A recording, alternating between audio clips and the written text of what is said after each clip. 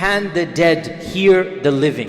When we visit them at the qabr, when we say salam to them, can the dead hear and are they aware of the presence of those who are next to the qabr? Even the Sahaba disagreed amongst themselves. Realize that what we're talking about is the issue of the dead hearing in the vicinity of the qabr. No mainstream scholar in the history of Islam ever said that the dead can hear anything and everything. That is Allah subhanahu wa ta'ala, who is as-Sami' and al-Basir.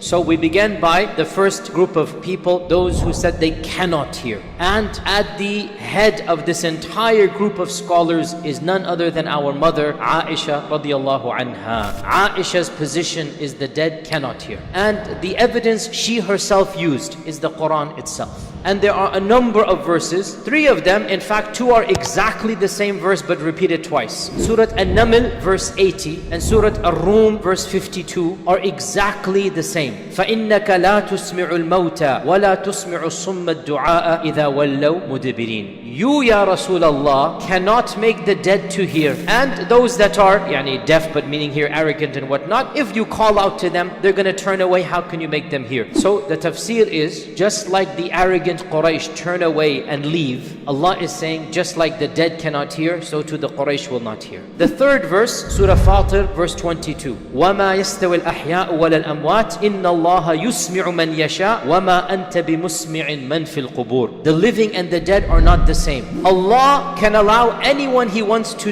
hear, and you cannot make the one in the qabr to hear. In the other camp, or the other group, are also many scholars. At the head of them is none other than Umar ibn Khattab radiallahu anh, and his son Ibn Umar, and a number of Sahaba. And their evidence are many ahadith. And the most powerful and the most explicit one is the one that occurred when the Prophet sallallahu alaihi wasallam buried the dead at the Battle of Badr. He buried the mushrikun at the Battle of Badr. Anas ibn Malik says that the Prophet sallallahu alaihi wasallam left the qabr of the people of Badr for 3 days. Then on the way back to Medina, he passed by their qabr and he stopped and nadahum. He shouted out to them, Ya Aba Jahl ibn Hisham, Ya Umayya ibn Khalaf, Ya Utbah ibn Rabi'ah, Ya Shayba ibn Rabi'ah. He mentioned the 4 sanadid, the 4 evil leaders of the Quraysh by name. Have you found the promise of Allah true? Because I have found the promise of Allah true. Umar said, Ya Rasulullah, how can they hear you? How can they respond to you when you're speaking to them? And they have been decayed. They're beginning to decay. And the Prophet ﷺ said, I swear by the one in whose hands is my soul. The Prophet ﷺ is giving qasam by Allah. You right now are no less able to hear me than they are able to hear me. You can hear me exactly the same as they can. The Prophet ﷺ is saying, I give you qasam. You are hearing me as well as the people in the qabr can hear, but they cannot respond back to me. This evidence is the primary evidence that Umar ibn Khattab and his son Ibn Umar used to say that the dead can hear. Of the evidences is the hadith in Sahih Bukhari. The Prophet ﷺ said, when the person is lowered in the grave, and the hadith goes on, then the phrase comes, when his companions go back and leave, the one in the qabr can hear the footsteps of his own companions as they leave. The one in the qabr can hear the footsteps of his ashab when they go back and leave the cemetery. A third evidence, the famous hadith of Aisha radiallahu anha, also in Bukhari and Muslim, that the Prophet sallallahu alaihi wasallam, Jibreel came and told him to go to the qabr the last week of his life. The famous incident when he left in the middle of the night, and Aisha followed, wondering he might be going to another house, if you get my drift here, and she's jealous what is going on, and he rushes to Baqi' al-Gharqad, and Aisha overhears radiallahu anha, what is he saying? And he said the famous that we all know, Assalaamu alaikum ya ahla qawmin min al-muslimeen wal-mu'mineen wa inna insha'Allahu bikum lahiqun nas'alullah lana wa lakum al-afiyah. This is the dua that is said when you visit a qabr. Now how does this indicate that the dead can hear? The scholars say this salam is a salam of tahiyyah. Assalamu alaikum ya ahl al-qubur. And now the Prophet is as if speaking to them. It's just a matter of time, I will meet you. So he is as if speaking to the people of the qabr, and this indicates obviously that they must be hearing them. Evidence number 4, the mutawatir narrations narrated by over 15 of the Sahaba, that the Prophet Prophet ﷺ said that whoever sends his salat upon me, whoever sends his salam upon me, Allah subhanahu wa ta'ala will convey their salams. And in other versions, Allah Azza wa Jal has angels that are wandering, touring in the land. Their only job is to convey the salams of my ummah to me. So wherever you send salam, the angels bring it to me. Now, this group of ulama, how do they understand the verses that we said are the evidence of group number one? This group understands that when Allah is saying you cannot make the dead hear, the hearing is the hearing of benefit, not the hearing of a physical auditory sensation.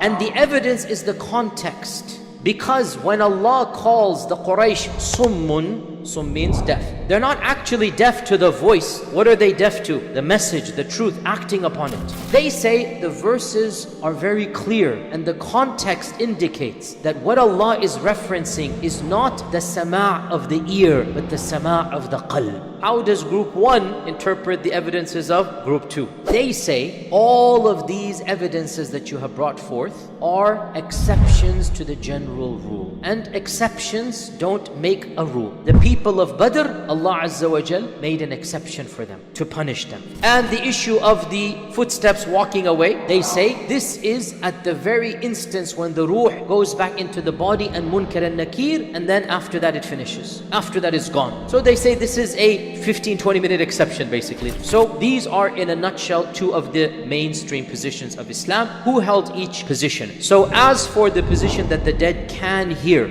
I believe it is fair to say that a slight majority or maybe even a large majority held this position. And at the head of this list is Umar ibn Khattab radiallahu anh, and his son Ibn Umar, and Anas ibn Malik, and Abu Hurairah radiallahu anh. And from the later scholars, you have Imam al-Nawawi, Imam al-Suyuti, Ibn Taymiyyah, and Ibn al-Qayyim, and Ibn Kathir, and in recent times as well, the famous Mufassir al-Allama al-Shanqiti. Now, who's on the other side? We also have some major ulama, and beginning with Aisha radiallahu anha herself. And from the Tabi'un, Qatada, the student of Ibn Abbas, from the great ulama, Al-Bayhaqi, who died 438 Hijrah, Ibn Atiyya, also from Andalus, Ibn al-Jawzi, not Ibn al-Qayyim, Ibn Qudama, also one of the Hanbali scholars, Al-Qadi Abu Ya'la, also one of the Hanbali scholars, and from the Hanafi scholars, Ibn al-Humam and Ibn Abidin, and from the non-Madhabi scholars, Ash-Shawkani from Yemen, and in our modern times, the famous Muhaddith Shaykh Al-Albani. Other great scholars, they looked at these evidences and they basically shrugged their shoulders and they said, we don't know. Most famous amongst them, Ibn Abdul Barr, the famous Andalusian scholar, Ibn Abdul Barr said, these issues of whether the dead can hear or not, we will never know for certain. We're not going to know it until we're there. And until then, there's no point discussing it. So just let it be. We also need to make a very important disclaimer. Whether the dead can hear or not, there is no action that is based upon this controversy.